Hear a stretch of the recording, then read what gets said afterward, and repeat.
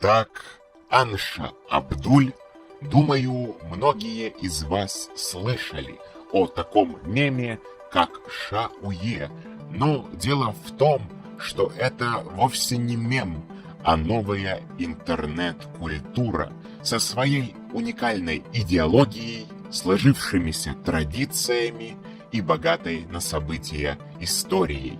Конечно, есть немало людей, ассоциирующих Шауе со смешными картинками про санитаров и дурку, со счетом древних шизов и рофлящими школьниками, которые думают, что у них шизофрения. Но давайте отстранимся от всего поверхностного, чтобы вернуться к истокам этого необычного цифрового явления. Сама аббревиатура ШАУЕ расшифровывается как «шизофренский уклад един», под чем подразумевается организованное сообщество шизофреников, имеющее некий свод правил, единый для всех. Но все же основой Шауе являются не законы, а идеология борьбы шизофреников и прочих узников психбольниц за свои права и свободы против беспредела психиатров и санитаров, которые штампуют липовые справки, утилизируют людей в дурках и переписывают их квартиры на себя. Главный посыл Шауе – объединение всех шизов в сообщество со своими авторитетами и активистами, с ячейками в психдиспансерах, с общей казной и юристами для восстановления справедливости в рамках закона. Шауе – это прежде всего сопротивление карательной психиатрии, условно имеющее 4 основных крыла, первое из которых называется ППШ – путь пустого шприца. Смысл этого пути сводится к борьбе за правду через отказ от приема нейролептических препаратов, вроде галоперидола, ведь всем шизам известно, что нейролептики огнеопасные и вовсе не классные. Поэтому образный шприц всегда остается пустым. Вторая ветвь именуется СПШ или сакральный путь шизофреника, что имеет в себе более глубокую идеологию особого пути всего рода шизофреников, людей творческих и безобидных, которые в итоге были признаны расой гениальных сверхлюдей в противовес нешизофреникам. Параллельно с этим участники движения поначалу отрицали шизофрению как реальное психическое заболевание, считая этот псевдодиагноз лишь поводом отжать квартиру и заколоть галоперидолом. Однако со временем шиза стала восприниматься как высший дар человеческому существу, по злому умыслу причисленный к недугам. Как бы странно это ни звучало, но противоречивость, заложенная в фундамент этой культуры, ведет не к деградации, а к развитию через переосмысление и усложнение некоторых понятий на примере шизофрении. Третье ответвление Шауе называется ШПШ. Шизофреник, помоги шизофренику, что по сути своей является законом для всех шизов, обязывающим помогать друг другу в самых разных ситуациях. Например, освобождать от ремней, которыми санитары связывают пациентов в психлечебницах. Это течение отличается более серьезным настроем и ярко выраженной неприязнью к санитарам и психиатрам, которых здесь именуют врачами-палачами. Четвертым и последним крылом является внукоелькинизм, политическая идеология, сводящаяся к шизократии, то есть к власти шизов. Помимо этого, в рамках всего сообщества порицается добровольная госпитализация в дурку и любая помощь вышеупомянутым санитарам. Повторюсь, что разделение ШАУЕ на какие-либо ветви является авторской условностью, необходимой лишь для того, чтобы показать все разнообразие взглядов и традиций, сформировавшихся в обществе шизофреников, среди которых есть как миролюбивые романтики, так и борцы с беспределом. Но кто и когда собрал всех этих людей вместе? Как вообще возникло ШАУЕ движение? Все началось за стенами ПКБ-4 имени Ганушкина, где лжеученый и лжегенерал Елькин со своей бандой неоднократно удерживали и обкалывали галоперидолом его внука Александра Прохорова, в результате чего он утратил свое прошлое и начал помирать. Выбравшись из этого ада, внук Елькина решил рассказать миру о беспределе, выложив в сеть компроматы на самого Елькина и всю его банду, в которую входили оборотни ФСБ, высокопоставленные врачи-палачи и дочь Елькина, известная как Мамаша. Первые видео были опубликованы на канале Fresh News еще в 2016 году, но активная стадия борьбы за жизнь, свободу и недвижимость началась зимой 2018 года после мощного форса на 2Ч, который стал катализатором дальнейших событий. Вскоре на внука вышли адепты Абдулаверы, признавшие в нем легендарного Абдуля, известного обзорщика видеоигр и создателя религиозного интернет-движения, основной задачей которого является очищение цифрового пространства от всевозможной мрази. Внук, конечно же, отрицал приписываемое ему прошлое, но это ничуть не смутило адептов, при поддержке которых был создан цикл разоблачающих банду Елькина роликов под общим названием «Елькина Панорама». Уже после на YouTube-канале стали проводиться стримы и выходить обзоры различных игр и фильмов. Именно тогда, под давлением бандитов Елькина, родилась Елькина Вера, чье понимание возможно только через призму Абдула-веры, фундаментом которой является Бибаран, священное писание за авторством то ли самого Абдуля, то ли Озона.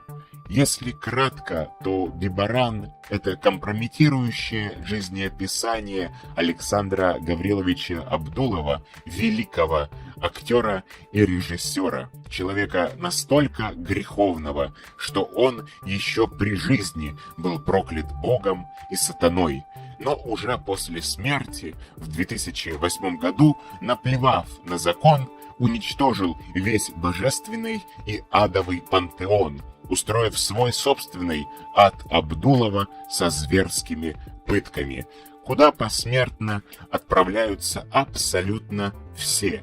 После этого бога-сатана Абдулов призвал себе на помощь адептов, чтобы искоренить остатки духа старого сатаны, которыми пропитаны люди на земле. Абдулавера существует с 2010 года и занимается очищением Рунета от всевозможной гнили в виде говноблогеров и недообзорщиков, которых адепты усердно пробивают и карают. Основными врагами движения изначально являлись такие люди, как Озон, Ванамас, Мавроди, Кашпировский, а также различные предатели и прочие грешники, имя им Легион. С годами вокруг Абдулаверы образовалась Абдула-культура, представляющая из себя сотни и тысячи уникальных видеороликов, музыкальных ремиксов, артов и так называемых Абдула-икон, которые создавались адептами-креативщиками во имя общей цели сделать интернет лучше. И по причине того, что на призыв внука о помощи откликнулись в основном адепты, новое движение, направленное против банды Елькина, приобрело культурные черты Абдулаверы в виде Третьего Завета Бибарана, где описываются грехи и выносится приговор уже самому Елькину, чьи фотографии послужили основой для культовых икон. В это время создается группа «Антибеспредел» ВКонтакте, канал Fresh News переименовывается в канал «Внук Елькина», и, самое главное, получает развитие идея борьбы не только с конкретными бандитами, но со всей карательной психиатрией в целом. Параллельно внук дает интервью сначала какому-то непонятному человеку в марлевой повязке, спустя несколько дней апостолу из маргинальной конфы, далее самому Анатолию Маргиналу и уже летом диджею Артификсу, его старому знакомому, что в совокупности было неплохим начальным пиаром с последующим приростом аудитории. Тогда же проводятся первые сходки в VR-чате, предпринимается неудачная попытка создать новое религиозное сообщество под названием «Церковь православные», сокращенно ЦП. Начинается реформация Абдулаверы и зарождается священная криптовалюта биткоин 5000 с последователями-пятитысячниками. В этот же период времени появляется теория цифрового ада, согласно которой мы все живем в цифровом аду, аналогичном матрице-симуляторе реальности, и окружающие нас люди являются обычными ботами, не исключая и нас самих. Единственный возможный путь для бота – осознание иллюзорности мира и становление игроком цифрового ада, вопреки воле операторов, управляющих цифровой вселенной. Этим же летом внук Елькина налаживает хорошие отношения с Анатолием Маргиналом, бывшим адептом Абдулаверы, хочу заметить, мощный и продолжительный пиар от которого привлекает на канал много новых людей, ставших свидетелями того, как умирающая Елькина вера перерождается в Шауе, движение за права шизофреников, основанное на идее все той же борьбы с вездесущим беспределом. 16 сентября 2018 года проводится совместный стрим внука Елькина и адептов Абдулаверы, а уже 30 сентября во время прямой трансляции официально создается Шауе сообщество с основными лозунгами «Банду Елькина под суд», «Долой беспредел», «Шауе ПКБ-4». Жить без цели или умереть за что-то. Символами шизов становятся жест «скрещенная коза», в дальнейшем отзеркаленная, и картина Александра Иосифовича Елькина «Голова вампира», которая к этому моменту уже была обработана в фотошопе и являлась логотипом не только канала «Внук Елькина», но и криптовалюты биткоина 5000, чей гимн, композиция «Это серьезный бизнес», был создан Эрнстом Доренгрофом, человеком невероятно талантливым и впоследствии ставшим не только главным музыкантом, но даже идеологом Шауе. Доренгроф, также известный под ником Пациент, написал и исполнил несколько десятков культовых песен, известных каждому шауешнику. К октябрю 2018 года внук осваивает нейросети и начинает применять технологию Deepfake, после чего в Шаое друг за другом вступают такие известные личности, как Сергей Мавроди, Антон Логвинов, Вилсаком, Супонев, Стив Джобс, Стэн Ли, Джордж Буш-старший, Михаил Задорнов, Дмитрий Пучков, ака Гоблин, Новодворская, XX-Тентасион, Алан Чумак и, наконец, Децл.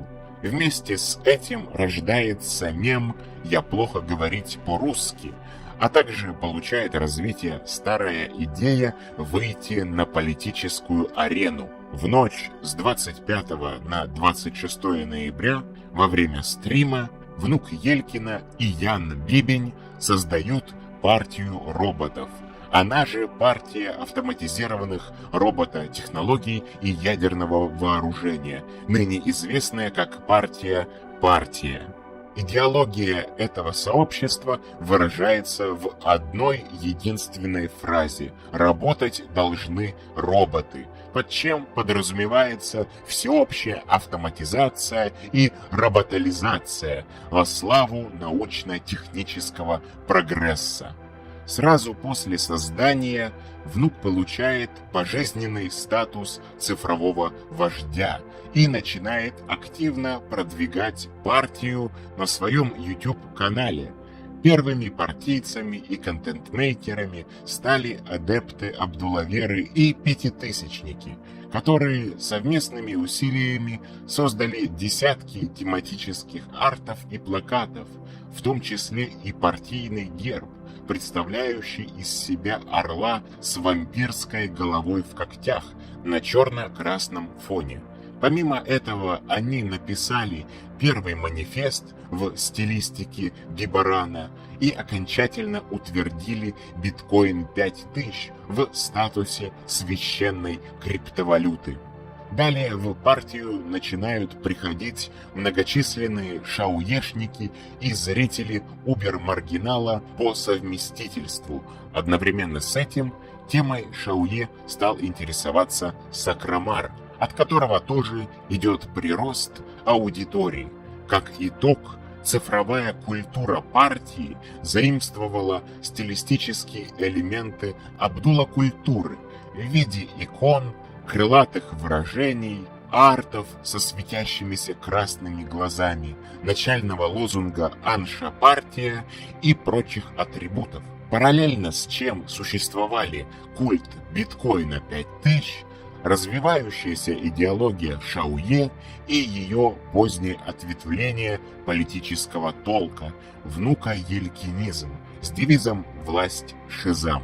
Также были популярны различные мемы из маргинальной конфы, суперматическая тема, концепция цифрового ада с дополнением в виде цифрового рая и, конечно же, творчество самого внука, что, наряду с остальными культурными составляющими, плавно переходило в изначальное русло автоматизации и роботализации.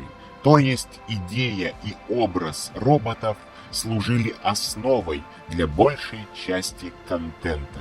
Новый этап развития Шаое и партии пришелся на 2019 год, который внук решил встретить на стриме вместе со своими зрителями, шаоешниками, партийцами и адептами Абдулаверы.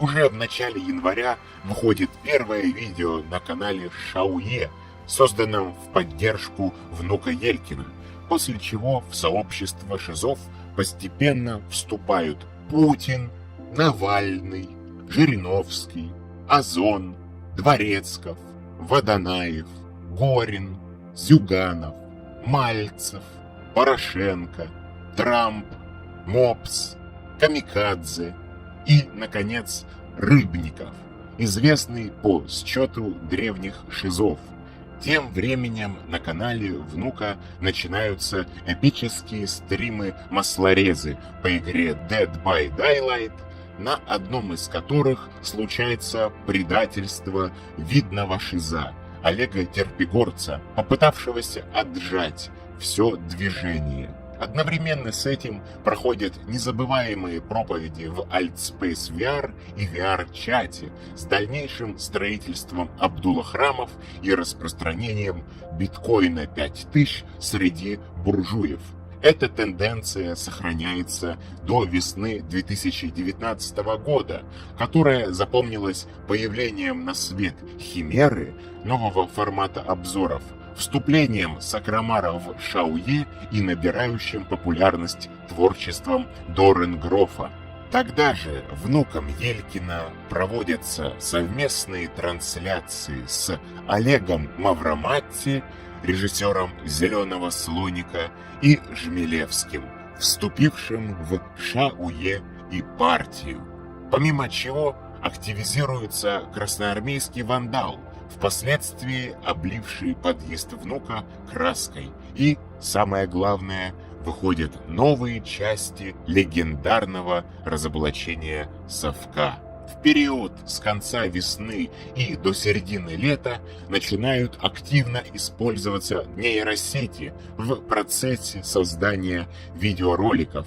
Появляются каналы роботов и открывается храм злой рожи. Партия окончательно превращается в оплот Шауе движения, производя практически весь шизоконтент. 1 мая создается партийная беседа ВКонтакте и проводятся выборы в Сенат, где каждый избранный на пост отвечает за конкретную область развития. Например, один из сенаторов является наместником от Абдуллаверы, исконно дружественной и даже союзной организации. Начало июня ознаменовалось сходкой партийцев и шауешников в Москве, вступлением в партию Хованского, а также предательством одного из администраторов партии, с последующим уничтожением беседы и выводом денежных средств из казны, после чего было проведено расследование и пробитие, но украденные 15 тысяч рублей так и не удалось вернуть обратно. 16 июля полицией был схвачен и отправлен в СИЗО красноармейский вандал, что стало главной темой месяца.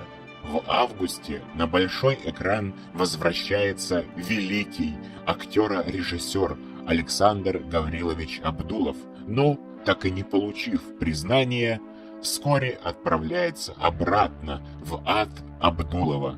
Параллельно с этим образ санитара окончательно упрощается до состояния мема, что слабо согласуется с фундаментальными положениями Шауе. Далее следует переименование Сената в Кабинет министров и конфликт партии с группой знакомства для традиционалистов и консерваторов, где публиковались весьма агрессивные и унизительные для шизов посты. Итогами противостояния стали пробитие админа традиционалистов адептами Абдуллаверы, удаление неугодных постов и бесплатная реклама для партии и Абдулла-развития, группы адептов. Другой конфликт возник уже в октябре. Оппонентом на этот раз стала крупная группа «Патриоты Россия», где открыто унижали не только Шауе движение, но и Абдуллаверу. Совместными усилиями партийцев и адептов проводится вычисление создателя сообщества, которое вскоре было уничтожено мощным шаолинем адептов.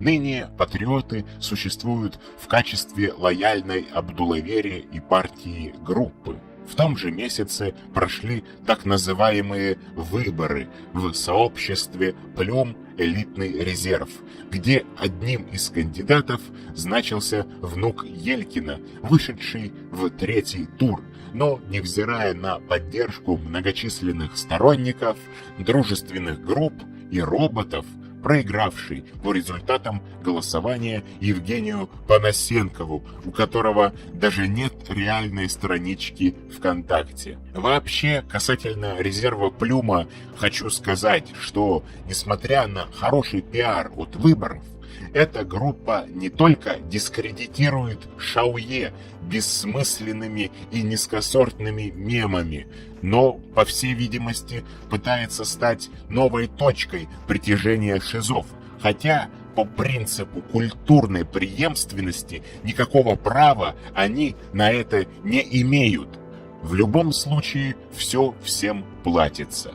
Подводя итоги 2019 года, я хочу особо выделить пугающую тенденцию упрощения Шауе до состояния мема вследствие неконтролируемого хайпа и отсутствия адекватных информационных источников. Смешные картинки с санитарами и дуркой, изначально не имеющие к шизокультуре никакого отношения, а также счет древних шизов, привлекли в движение множество новых людей, которые везде пишут «Шауе ППШ», «Санитару поебалу» и прочее, но при этом слабо понимают или вообще не знают, кто такой внук Елькина, что такое партия, какие идеи лежат в основе сообщества и причем здесь Абдулавера. Но вместо того, чтобы заживо охуевать и посылать в сторону шизов лучи негатива, я решил пойти иным путем, сделав этот большой исторический обзор культуры Шауе. Надеюсь, предоставленной мною информации хватит для восполнения пробелов в знаниях и переосмысления самой сути Шауе, которая зарождалась у меня на глазах не в качестве мема, но как реальная сила в борьбе за правду. Пора возвращаться к истокам. Пора. А сейчас настало время подписываться на мой канал, на канал внука Елькина, ставить лайки под видео и писать крепкие комментарии, на которые я постараюсь ответить. А также бейте в колокола и вступайте в партию «Партия» и Абдулоразвитие ВКонтакте. Помимо этого, советую подписаться на каналы других адептов, посетить Центр Абдулла-культуры и добавиться ко мне в ВК для поддержания прямой связи. Осталось только зараспространить это видео среди шизов вашего ЖЭКа и начать уже делать добро. Анша Абдуль, братья, вперед за абдулаверование!